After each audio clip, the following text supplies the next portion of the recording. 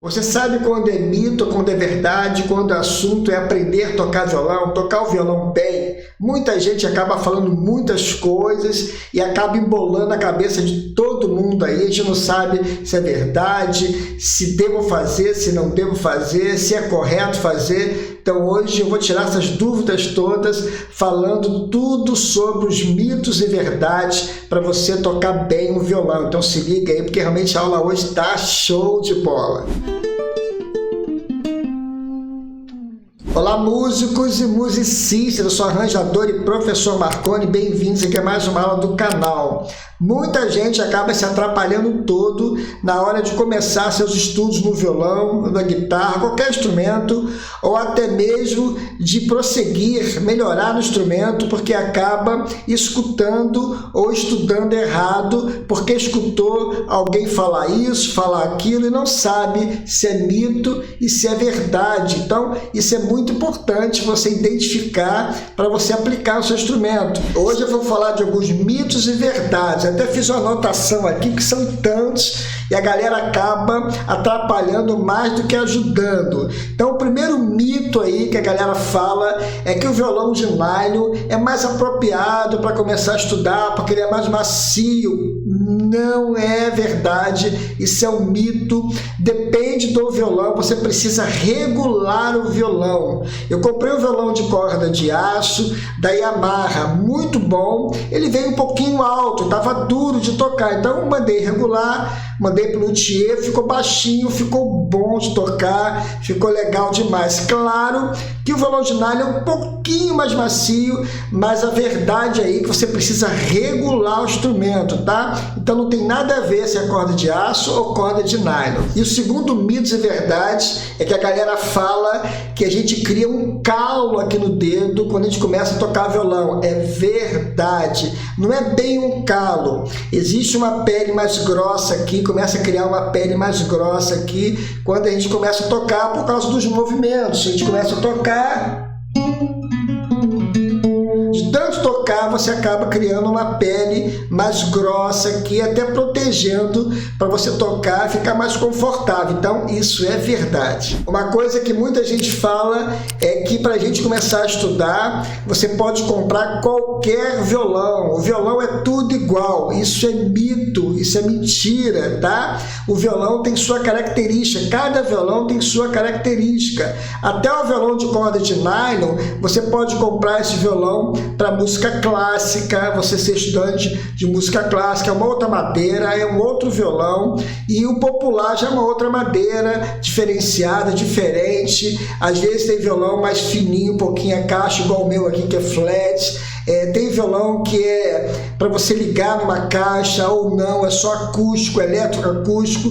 Então você precisa saber qual o estilo que você vai tocar. O violão de corda de aço, por exemplo, você utiliza em músicas batidas, com palheta, trabalhando pop rock, pop lento. Então a gente tem que saber qual é o nosso estilo de música. Violão de corda de nylon, por exemplo, você utiliza também samba, bossa nova, e músicas lentas também fica bonito. Então, músicas clássicas, como eu acabei de falar. Então, você tem que saber o estilo e saber qual violão que é mais apropriado para você começar ou até mesmo comprar um violão. E aí, tá gostando da aula? Ainda tem mais mitos e verdades. Agora eu vou entrar na parte técnica do violão para você entender o que é mito e verdade na hora de estudar. Então, se liga aí que é importante. Mas não esqueça, dá uma força aí pra gente, curtindo aqui embaixo, compartilha essa aula com a galera toda que você conheça e também se inscreva e ative o sininho, tá? O próximo mito e verdade, a galera fala demais aí, é que você precisa estudar todos os dias, 5 horas por dia para você ficar bom. Não é assim, isso é mito. Você precisa ser constante. Você precisa criar um cronograma de estudo para você realmente ficar bom aí e seguir uma sequência nos seus estudos, tá? Não pode pular as aulas, segue direitinho. Você pode pegar uma semana aí e estudar 3 vezes por semana. 1 hora por dia é o suficiente, mas tem que estudar. Não é pegar o violão e ficar brincando com o violão, não. Você precisa estudar uma semana. Quer brincar com o violão, quer tocar músicas, pegue depois dessa 1 hora. Siga uma constância nos seus estudos, que você vai se dar bem aí e vai aprimorar e vai ficar fera aí no violão. Agora, o outro mito e verdade que muita gente fala aí é que você precisa posicionar os dedos corretamente para você tocar melhor. Isso é verdade. Se você posicionar os dedos da forma errada, o seu som não vai sair bom, nem com a mão direita e nem com a mão esquerda. Por exemplo, no violão nós temos as casas do violão. Eu estou aqui na terceira casa e tem esses ferrinhos aqui, são os trastes do violão. Então, muita gente acaba não falando a verdade para você. Você precisa tocar pertinho do traste, senão o som não vai sair bom. Se você tocar mais para trás aqui, o som sai ruim. Às vezes você não entende porque seu acorde está com som ruim, o seu solo não está legal por causa do posicionamento dos dedos. Então, serve tanto para fazer solo quanto para fazer acorde. Por exemplo, solo, parabéns para você, só para você entender aqui, tocando com o posicionamento errado. Vou tocar aqui, O som sai ruim, agora tocando certo, no lugar certo, bem pertinho do traste. Isso serve para os acordes também. Vai fazer uma pestana? Para iniciar a pestana é mais difícil um pouquinho, aqui, pega aqui, toca aqui, bem pertinho do traste, Agora, se você chegar mais para trás um pouquinho, o som vai sair ruim, Entendeu a jogada? Então serve também para fazer os acordes também. E a mão direita você tocar também no lugar certo aqui. Por exemplo, é Ré maior aqui o negócio. Você está tocando aqui o Ré maior e tal. Mas você tem que tocar aqui com o polegar no lugar certo. Se eu tocar esse Ré aqui em cima, fica errado. Ou tocar tudo junto assim, O Ré não é isso. O Ré você tem que partir da quarta corda,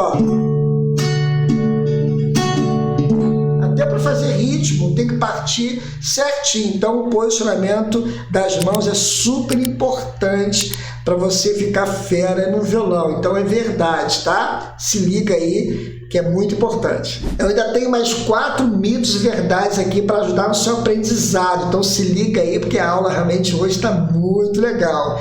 Mas antes de deixar um recado para a galera que está querendo estudar comigo aqui com aulas mais avançadas, dar prosseguimento aos seus estudos, eu tenho alguns cursos aqui muito legais para você começar a iniciar seus estudos da harmonia com aulas em vídeo, 36 aulas em vídeo, muito legal, com as aulas iniciais de harmonia até as aulas mais avançadas, muito legal.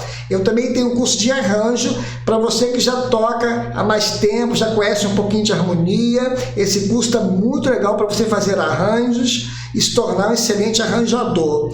Eu também tenho um curso para você que quer aprender ou precisa aprender partitura para iniciante. Está muito legal esse curso, está top demais. Agora, voltando aqui para a aula, o próximo mito e verdade é quando a galera fala que todo acorde sem pestana é muito mais fácil de fazer, e não é bem assim, é mito. Não é todo acorde sem pestana que é fácil. Somente aqueles acordes iniciais, Dó, Ré, Mi menor, Lá menor, que são mais fáceis. Mas, por exemplo, esse acorde aqui é fácil? Olha só, esse acorde aqui é o Mi com baixo em Sol sustenido. E esse aqui, que é a primeira inversão de Mi. E esse? Mi menor com baixo de Sol. Olha só. Não é fácil de fazer. Então, ele está sem pestana. Então, a maioria dos acordes sem pestana são difíceis. Só aqueles iniciais que são mais fáceis, tá bom? Claro que o acorde difícil é aquele que você nunca aprendeu. Então, quando você começa a aprender a pestana, por exemplo, ela está muito difícil. Mas quando você aprende, você faz rapidinho. Então, é questão de treinamento, tá? Então, na verdade, não existe o acorde difícil. Existe o momento que você está aprendendo aquele acorde. O primeiro acorde que você vai fazer, por exemplo, Ré maior. Para quem está começando, é difícil. Por exemplo, sair do Ré para o Sol, sair daqui para aqui para cima. essa passagem. Então, na verdade, o que é dificultoso é você iniciar. Então, todo acorde que você vai começar a aprender, ele é difícil.